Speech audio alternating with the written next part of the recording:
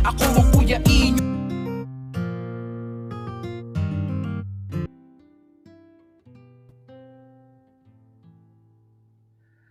Magandang araw po sa inyong lahat at muli po, welcome po dito sa inyong paboritong programa. Dear Kuya E, magandang araw po sa inyo and advance Merry Christmas! Kuya E, congrats po sa inyong channel. Parang kailan lang ng pandemya ay nakikinig ako sa inyo at nagnanais rin na makapagbahagi ng aking kwento. Discreet po ako Kuya E, pero alam ko po sa sarili ko na ako ay isang sirena. Just call me Jessie. Hindi po ako nagkakagusto sa babae at tanging sa lalaki o kapwa lang ako nahuhumaling. Sa totoo lang po, mahirap din naman ang isang maging tago talaga. Basta ako sa mga kaibigan ko, what they see is what they get. Sabi nga nila. Kuya E, marami na po akong mga naging karanasan sa kalye. Mga panandalian o sabi nga ay nauuwi sa quickie, sa malamig na kwarto. Matik na yan basta may nakasalubong, nakatinginan, natipuhan, magkakasunuran, basta magkasundo, kayo ay G na agad.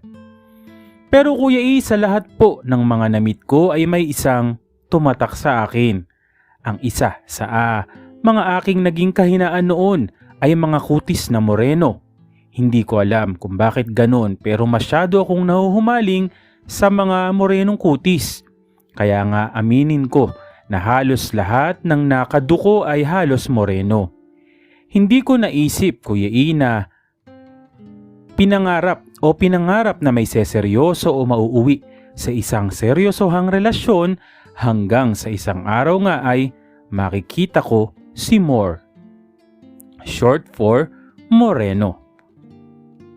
Kala ko More. Oo nga, More yung nakalagay no. Matangkad, astig pumorma at hindi mo akalaing siya ay isang paminta din. Nasa labas ako ng mall Kuya E at naghihintay ng taxi nang nakatinginan ko si More. Sa kanyang morenong kulay ay talagang nahook agad ako, sabi nga. Aside sa maganda niyang forma at magandang height niya, bonus na bonus talaga. Nang ako ay ngitian pa niya. Lumingon-lingon ako sa paligid at oops, ako nga yung katinginan niya. Lumapit siya sa akin Kuya E at tinanong kung pauwi na raw ba ako. Tinanong ko kung ano ang hanap niya kasi naisip ko baka callboy. Sabi niya ikaw yata ang hanap ko eh. Dahil na-confirm ko naman na hindi siya yung tipong bayaran. At trip lang ang hanap ay doon ako Kuya E nagka-interes sa kanya.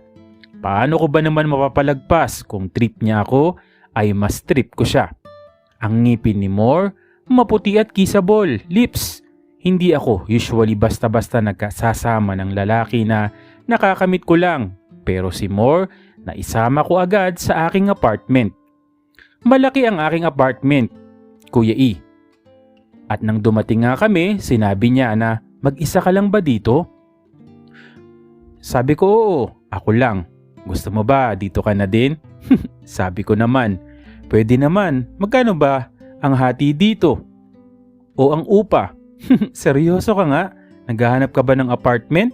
Sinabi ko kay More. Sabi sa akin ni More, medyo kasi wala pa akong nahanap na maupahan at ayoko na rin kasi doon sa tinutuluyan ko sa aking tita na hindi ko naman mga kasundo yung mga anak niya. Sabi ko anong ginagawa mo doon sa mall? Paano ka makahanap ng apartment iba yata yung hanap mo? Uy hindi wika sa akin ni More. Nag-feel at home si More. Nagtanggal ng sapatos, medyas, pagpasok sa kwarto ko. Mukhang malinis na malinis sa katawan lalo na yung kuko sa paa. Ang una kong tinitignan. Ako yung tipo na hinahanapan ko ng kahalataan ng isang tulad ko rin pero siya ay parang straight. Natanong ko tuloy siya kung straight ka ba. Sabi niya sa akin, mukha ba akong straight sumama ako sa'yo. Sabi ko naman, oo. Sabi niya sa akin, nakailang boyfriend ka na ba? Sabi ko naman ay isa lang. Ayoko na kasing umulit at masaktan pa. Uy mahina ka pala Wika ni More. Bakit ikaw ba ilan? Mga 4 na. Aba, nangongolekta. Uy, hindi ah.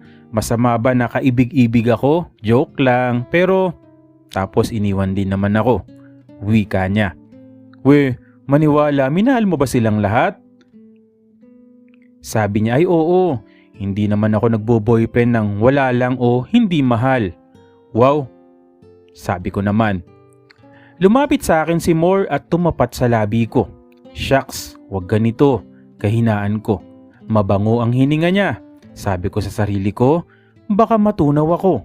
At doon na nga Kuya E, umabot kami sa mainit na tagpo. Mukhang swak na swak kami sa isa't isa dahil magaling si Moore sa halikan at talagang mapapa-more ka. Natawa naman ako sa more. At swak din na gusto din niya ang baligtad na numero. Kaya naman talagang magkasundo kaming dalawa. Parang naging mabilis naman Kuya E na maging close kami. Hanggang after a week, Kuya E, nagkasundo kami na doon na siya mangupahan sa akin. Humati naman at nagbigay siya ng bayad. Sabi ko, ayos at dagdag din to sa akin. Kahit hindi naman ako naghahanap ng kasamahan ay naisip ko, okay na rin. Ang may katuwang para may savings pa ako. Balak ni Moore, 1 taon lang daw siya dahil huling taon na niya sa kolehiyo at mechanical engineering student siya. Dahil nakatapat nga yata ako ng isang kasamahan sa bahay na mael din ay tila ba halos mag-asawa kami sa mga ginagawa namin. Swabing-swabe ang bawat galaw. Tila ba no need na humanap ng iba. Hanggang sa sinabi sa akin ni Moore at nilinaw, ano raw ba yung estado namin. Sinabi ko sa kanya Kuya E na honestly, gusto kita. Kasi sobrang swak tayo sa tingin ko. Lalo na the way you kiss, talagang feel na feel ko. Pero natatakot ako. Saan ka naman natatakot? Sabi ko naman, syempre, 1 taon ka lang kamo dito. Tapos baka kasi masaktan na naman ako kapag ibinigay ko yung puso ko. Sinabi sa akin ni Moore, Kuya E, na ako nga ilang beses nang nasaktan. Hindi naman din ako natakot. At kung ibibigay mo sa akin yung pagmamahal mo ay susuklian ko naman. Kapag sinabi ko ba sa'yo na gusto ko nang seryosohin na ang relasyon, hindi lang puro L, kundi pagmamahal, papayag ka ba? Pwede naman. Hindi na ako umalis dito sa apartment at dito magsimula na makapaghanap ng trabaho kapag nakagraduate at exam. Ano, aayawan mo pa ba ako? Wika sa akin ni Moore. Sabi ko, aayaw pa ba ako sa'yo ang galing mo ka. Sa lahat yata. At sa oras na yon, tila ba pinaranas sa akin ni Moore, Kuya E, ang mas more na ligaya. Natatawa ako sa more. Mabait, maasikaso, masipag sa bahay, si Moore, Kuya E, at masasabi ko Kuya E na loyal din. Mga naging ex niya, kunento niya, inopen niya ang buhay niya at pati problema niya sa pamilya niya. Anak lang siya sa labas, Kuya E, kaya naman hindi na naging madali ang lahat sa kanya. Lalo na nagtrabaho siya para makapag-aral dahil hindi naman siya nasuportahan ng tatay niya. Nangupahan siya dati pero di na raw niya kinaya kaya nakituloy siya sa mga tita niya nang halos 1 taon bago kami na magkita. Nagpasalamat siya sa akin Kuya E na ako yung na-meet niya at hanggang tila ba nagsama na nga kami. Simula noon Kuya E ay wala na kaming naging problema. May trabaho na siya ngayon at nakilala na siya ng family ko sa probinsya and we're together for almost 9 years na po Kuya E. Masasabi ko na going strong kami ni Moore na talagang more na minamahal ako sa paglipas ng mga taon.